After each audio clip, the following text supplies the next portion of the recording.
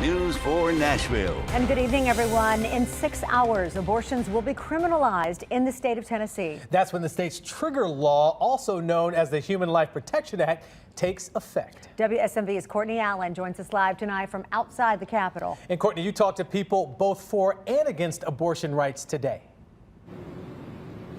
Marius, Tracy, I talked with the sponsor of the bill as well as one Nashville woman who had pregnancy complications and lost her child. They have very different views on this law.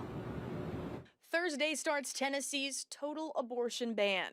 It hit me pretty hard. It hit me hard when it leaked. I knew what was coming. Rachel Welty says in 2013 she had a missed miscarriage. That's a miscarriage that doesn't resolve on its own, so she had an elective D&C procedure.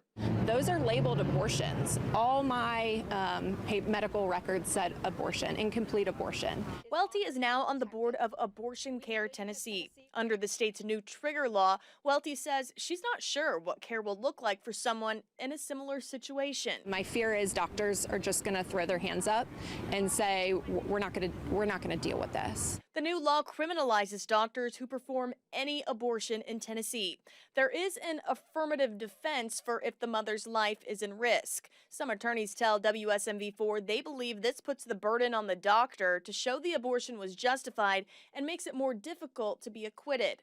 The bill's sponsor, Representative Susan Lynn, says all a doctor would have to do is turn over their medical records. The bill is very clear that abortions where the intent was to save the life of the mother are not a crime.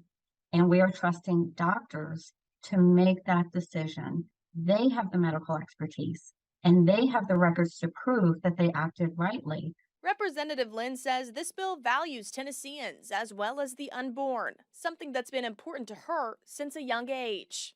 I have to say that 49 years ago, when abortion became the law of the land, I was a little girl and I was completely stunned. I listened to the Supreme Court arguments with my father.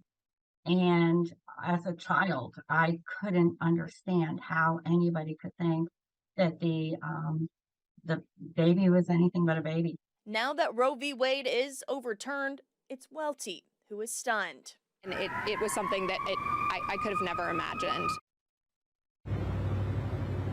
There's also no exceptions for pregnancies that come from rape or incest. Representative Lynn says that's because she believes a person produced by rape or incest is, in her words, not less human. Back to you.